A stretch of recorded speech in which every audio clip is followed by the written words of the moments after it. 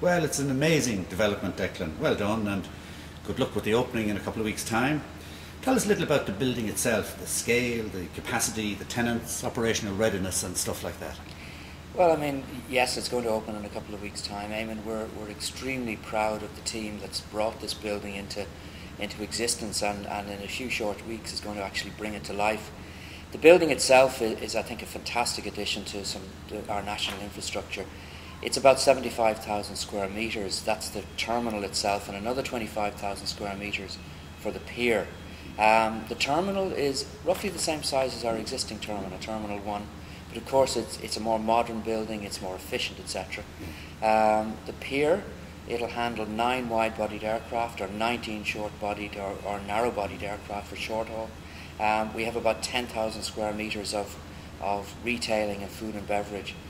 They're the broad numbers. I mean, I could go on. We have 50 toilet blocks. We have 56 check-ins. I mean, it's a new building. It's a complex building, but it's a fantastic building. And you have tenants from the very start. We have tenants from the start. The anchor tenant will be Aer Lingus, and they're very excited about this. They believe it's going to really lead to a step change in their whole business. They'll be operating out of about half of those check-in desks. And then for the rest of the tenants, we have all the US airlines operating out of here. And remember, from Dublin Airport, we have an incredible connectivity with the US. Yeah. There's only one major US airline, which is United, that doesn't operate out of Dublin Airport in the States. And tell us a little bit about the Custom and Border Control Centre. That's really big news for Dublin, isn't it? It's big news for Dublin, but it's big news for Ireland, I think, because this is an amazing opportunity for us. We're the only country outside of the continental North America that will have this Customs Border and Protection facility. Now, for years, passengers going to the States have been used to getting their passports looked at and verified as they go through Dublin and Shannon. But what we've added to that now is full customs clearance, full commercial clearance, and full agricultural clearance. So effectively what it means for a passenger going through the facility in Dublin, and indeed in Shannon, which has been operating since last September, is that they're completely cleared. They land as a domestic passenger in the US. Terrific. So the first queue they're going to see when they arrive in the US is going to be the queue for the taxi. That's a terrific thing, and of course Ireland, as you say, being the only destination that will have that. Now, we'll just take a brief look at how things used to be at Dublin Airport in the past, and clearly nobody ever wants to return to those scenes. But at the same time, Declan, is it not the case that when T2 opens, Dublin Airport's capacity will be substantially greater than that which is likely to be required for some time? Well, I think you're right to look to the past for a moment, because I think it is worth reminding people just of how difficult the situation was. You go back to 2005 and 2006, and Dublin Airport was absolutely jammed. It was jammed throughout the day. Now, what we've done in bringing this new capacity on stream is we're going to meet the demand that currently already exists. It still exists.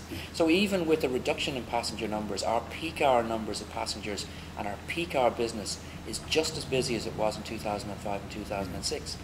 Now, when you look at the capacity we're bringing on stream, you're absolutely right. I mean, from day one, we're not going to be full, but it would be a very foolish situation for us to be bringing new capacity on stream and finding it full on day one.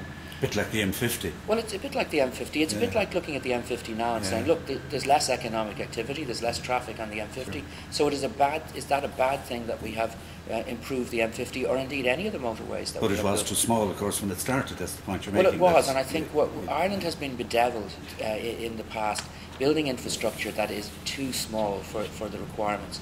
What we need to do is build infrastructure which positions us for the recovery, and that's what we've done here in T2. It positions Ireland for recovery. It's a fantastic calling card. It's a wonderful message to send to people who are coming into Ireland, who wish to invest in Ireland, and it's what the passengers in Ireland deserve. And of course it's going to be here for decades to come, serving that need. It will be. But the other thing about T2 is, I suppose a lot of people think that Terminal 2 is just the only development at the airport, but of course it's part of a much larger transformation programme that is nearing completion here at the airport. So can we talk a minute about costs? And that's been the subject of varying sorts of debate in the past. What is the overall cost, 600 million or 1.2 billion? Well, there's a lot of confusion about this, and there are obviously certain commentators out there would like you to believe that Terminal 2 is costing us 1.2 billion. I can tell you it's not. It's not costing 1.2 billion. We have spent 1.2 billion at Dublin Airport in the last 5 years to completely and dramatically change the infrastructure at the airport. T2 and its associated infrastructure will cost something around half of that. And the good news is, not alone are we on time, we're also on budget. So the 1.2 billion that we spent improving facilities is bringing the type of facilities people have already seen, Pier D, the extension to the terminal online, but it's also a lot of hidden investment that the normal passenger wouldn't see. Fantastic improvements to apron, taxiways, the runways outside, and all of that is leading to a huge improvement in the efficiency for the airlines that operate at Dublin Airport. Sure. And well, it's a significant sum, I suppose, by similar sized international airport standards. It's modest enough, really. Now, the scale of the global downturn in travel couldn't have been predicted. But nonetheless, the fall in passenger numbers for Dublin Airport has been substantial, about 23.5 million to about 18.5 million this year. Surely that must stretch the company's ability to service the cost of the investment. And in fact, does the downgrade of the DAA's long-term credit rating by Standard & Poor's not appear to confirm that? No, I think you're covering a lot of ground there in what you just said. I mean, clearly, we would love to have our passenger numbers back up at 23.5 million passengers.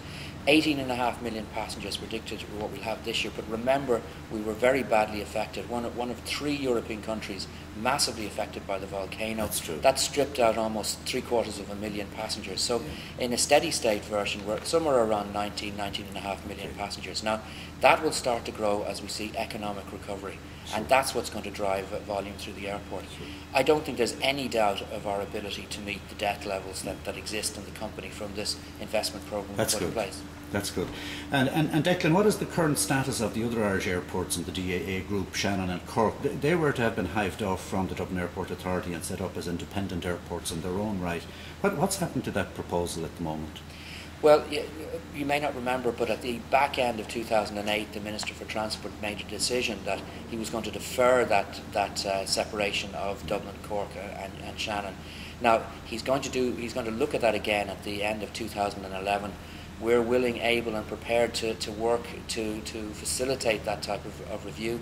And in the meantime, what we're doing is the 3 airports are working closely. We're generating new business, we're attracting new airlines, we're working our way through the difficulty that's presented by the economic decline, and I think we're well set for the future.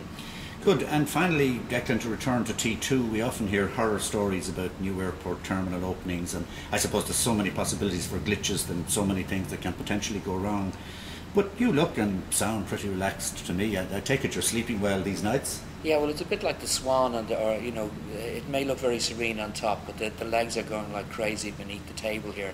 It is a huge undertaking to be opening a facility like this, but we have been working assiduously to get this right. I'm absolutely confident in our team's ability. We've had the construction team operating here for the last 3 years. We have had an ORAT team, an operationalist readiness and training team in place for 18 months. And then the group that will actually run the building have been in place for 9 months.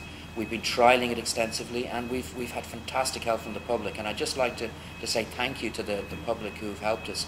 We had a trial 4 weeks ago, 700 members of the public, and just 2 weeks ago, 1,700 members of the public went through here, tested this, and the good news is it worked. So, we're looking forward to it. There will be, butterflies on the day, but I'm absolutely certain we'll get this right. Great, thank you, Declan. Well, I think when people actually see it, that any criticism that there might have been of it in the past will disappear pretty quickly, because it's a fabulous facility. It's long overdue, and I think the thing we all have to remember is that it will be serving the country proudly for many decades to come. So thank you for talking to us, Declan. Thank you, you're welcome.